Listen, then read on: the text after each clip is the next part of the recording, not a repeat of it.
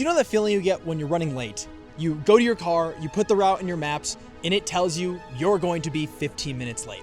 That feeling exists because of how well we can measure how long it takes to get from point A to point B. Because you know that no matter what you do along that drive, you are going to be late. The feeling of even being just 5 minutes late is new because of how accurately and universally we all can measure what 5 minutes is now. We can measure time so well now that your phone is accurate down to billionths of a second per day. And we're still trying to make clocks that can do even better than that. But why? It really just kind of seems like we're putting all this money into such a useless problem that kind of looks like it's already solved. Or at least that's what I used to think. Because now I realize that measuring time might be one of the most interesting problems out there, where the applications of the things that we can do, if we continue to measure time better, are going to blow your mind. We can do things that you would never even guess, including being the device that we likely need to finally find experimental evidence of dark matter.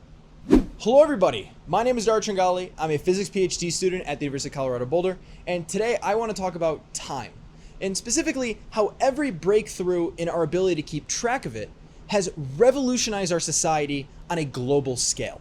Some of the first known uses of timekeeping were done by the Egyptians and Babylonians like 5,000 years ago to keep track of when to plant and harvest crops. This kind of timekeeping can keep track of, like the seasons, but it was about limited to that. Now, ancient Greece and China both independently developed a water clock, which regulated, you guessed it, water flow to improve accuracy of timekeeping to about 15 to 30 minutes a day. And this was the first ability to break down the day into smaller intervals. Now, after more clocks like sundials, candles, incense clocks, a lot of other shebang, people needed something which could be used for science and be used for sea navigation. And that was where we got mechanical clocks. The first mechanical clock was called a pendulum clock, and it was invented by this dude named Christian Huygens in 1656. All you physics nerds out there probably know who that is. And he got the accuracy down to about 10 seconds a day.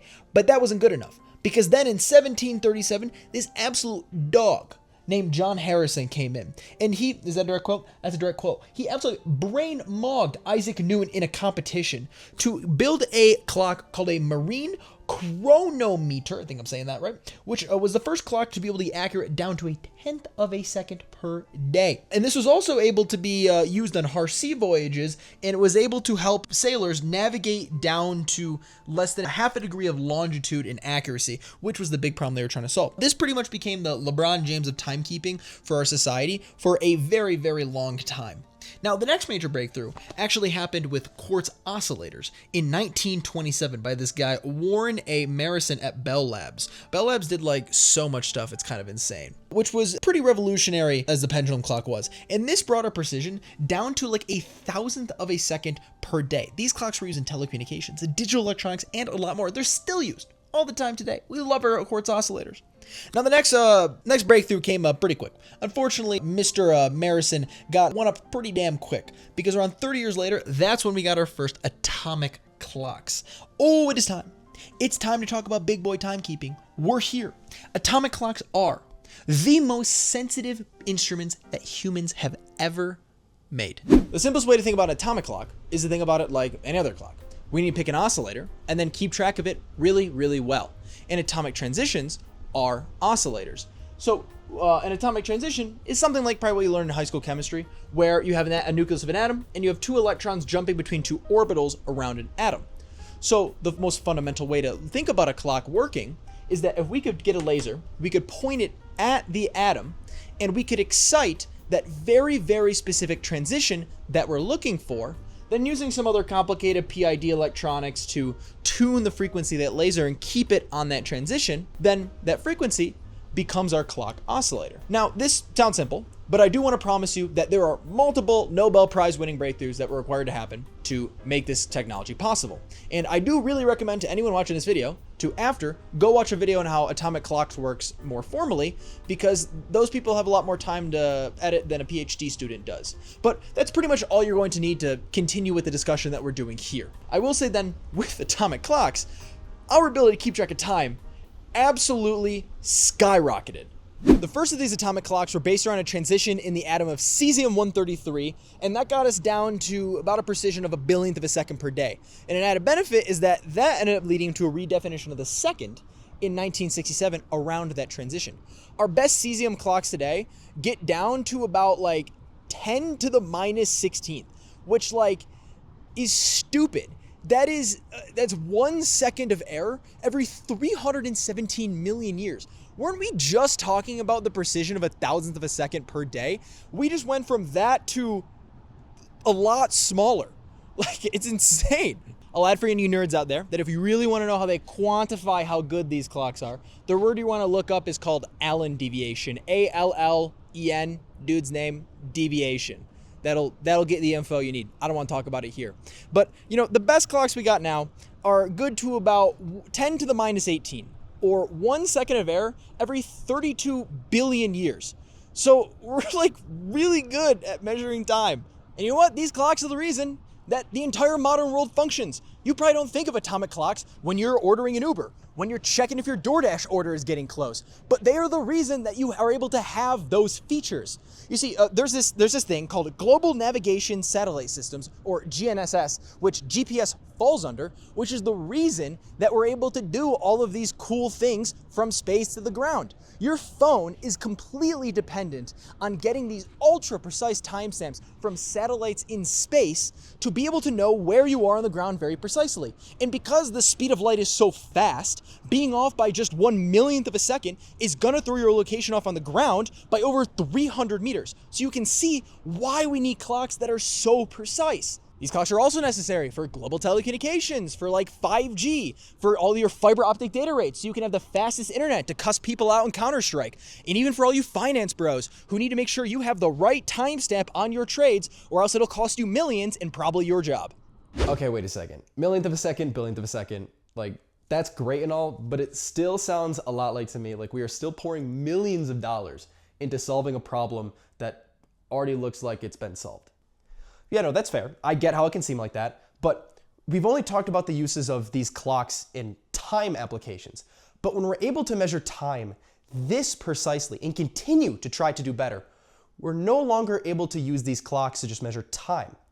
Now they start to become measurements of gravity. From Einstein's theory of general relativity, we know that gravity affects the rate at which time passes. So that means that we can use time differences to measure gravity. And with the best atomic clocks we have right now, if I took that clock and I lifted it just a centimeter off the ground, we can see the clock ticking faster, meaning that we can measure gravity getting weaker. This is like so cool to me that we can do that. And this has birthed an entire new field called relativistic geodesy, where we can essentially use clocks to weigh the earth beneath our feet. For example, like let's say I measure how fast the clock ticks in one location, and then I move it to another and I see that time is ticking slower. That means that I have just measured that the mass under my feet now is denser than where it was before. But we don't even have to just leave them on the ground. Like we can put these clocks on satellites and we can point them down to Earth and compare them to clocks on the ground, and we can map out the gravitational field of the entire Earth.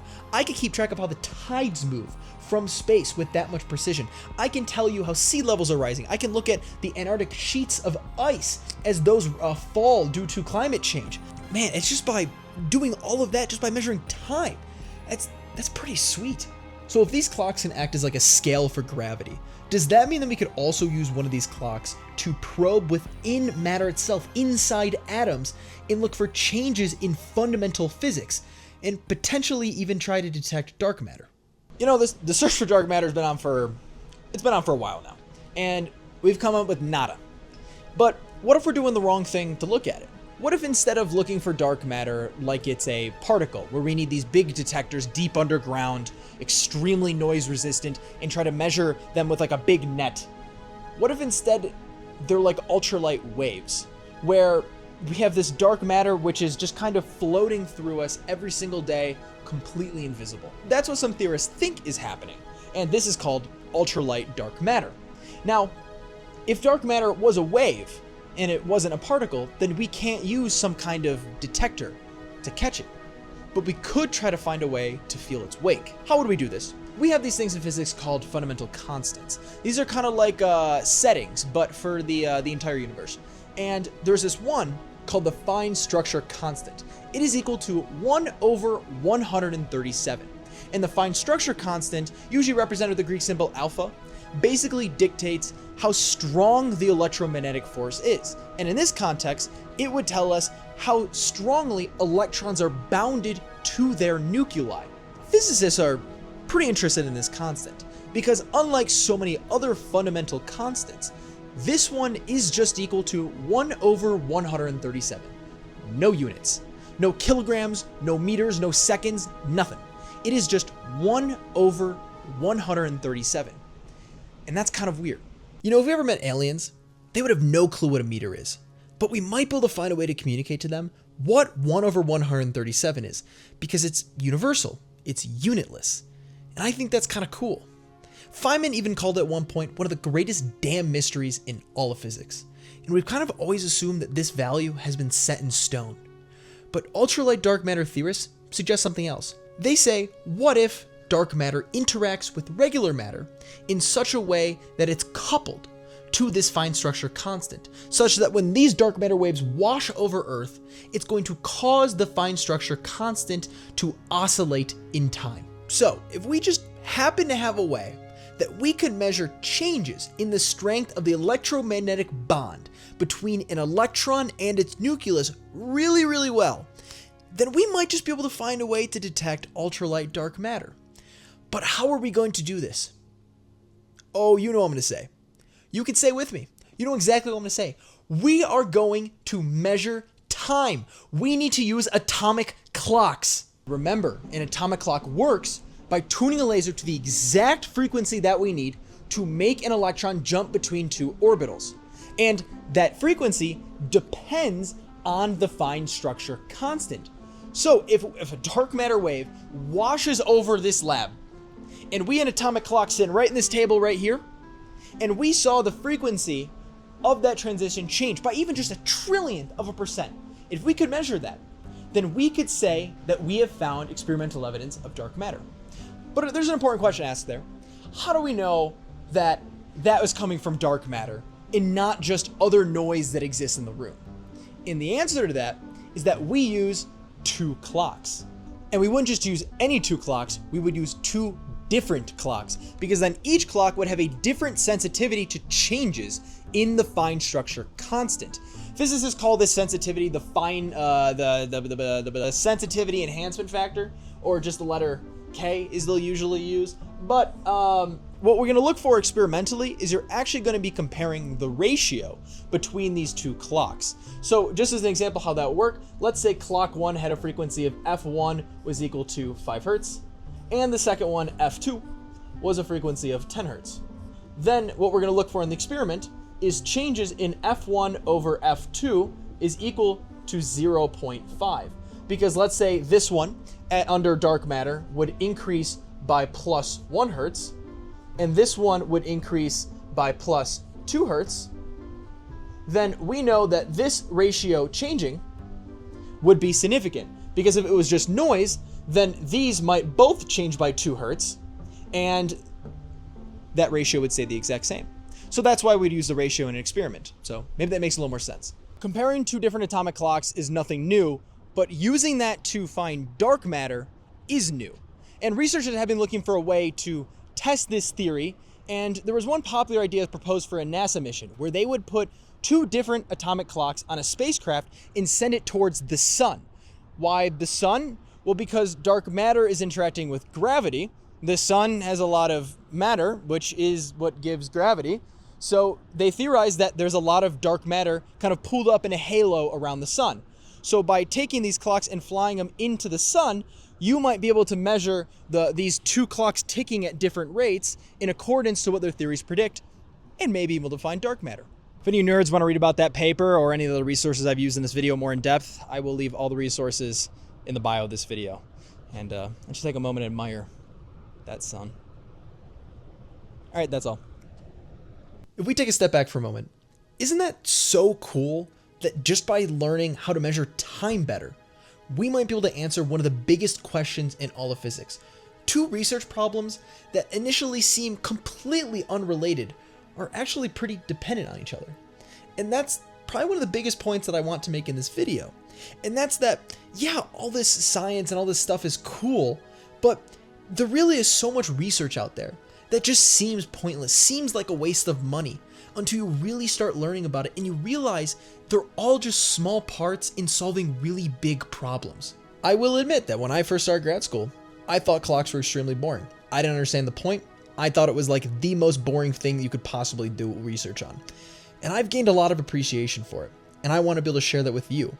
And if you like hearing about these kinds of connections between seemingly boring research, then let me know, and maybe we can both learn together about different types of research that seem useless and figure out why they're actually really useful. If you're still watching this point, which I guess I don't know how you wouldn't be because you're hearing me talk right now, thank you, because it really does mean a lot that you watch this far. And the only thing I ever ask from any of you is that you just click the subscribe button if you're enjoying the video and leave a comment about literally anything on your mind, because that helps push them and keeps me grinding with all my other PhD research that you see going on. Anyways, I hope you're somewhat convinced at this point that we should continue trying to measure time better. So looking ahead, what might be the next big thing in clock world? What do we want to do now? And that might just be nuclear clocks. Now, I'm not talking about nuclear as in like splitting the atom nuclear. I'm talking about nuclear transitions, meaning we use a transition in the nucleus of an atom instead of one in the electron shell. Thorium-229 is the one that people are eyeing up because it has one of the only nuclear transitions that are known to be in the optical frequency range that can be probed with laser spectroscopy. Those are big words to say that we basically know how we could kind of do it with the current technology we have. However, this transition is very, very low energy, and thus makes it kind of a pain in the ass to lock onto. Okay, humor me for a second. Let's say we put all of this time, money, and brain power into building these clocks that we can fly towards the sun and try to measure dark matter. But we measure nothing new, no traces of dark matter. Does that mean we failed? Was it all a waste of time and money? That's actually a great point to think of when it comes to doing these really big, multi-decade projects. And the answer is no, it's not a waste at all. We still learn plenty. Think of it like this. If I ran some experiment at some sensitivity and I found nothing, then at least I know that this means that regular matter's interaction with dark matter is going to be weaker than what I measured. And theorists can use this information to go develop new theories based on this knowledge, and we can use it as motivation for experimentalists to develop even better clocks. And one day, we will try again. It really is so cool that throughout all of human history, the better we've been able to measure time, the more of this universe we've been able to uncover. That's all I got for today. Thank you for watching, and if you enjoyed, again, please subscribe, like the video, and leave a comment. And I look forward to talking to you all in the next one. Goodbye.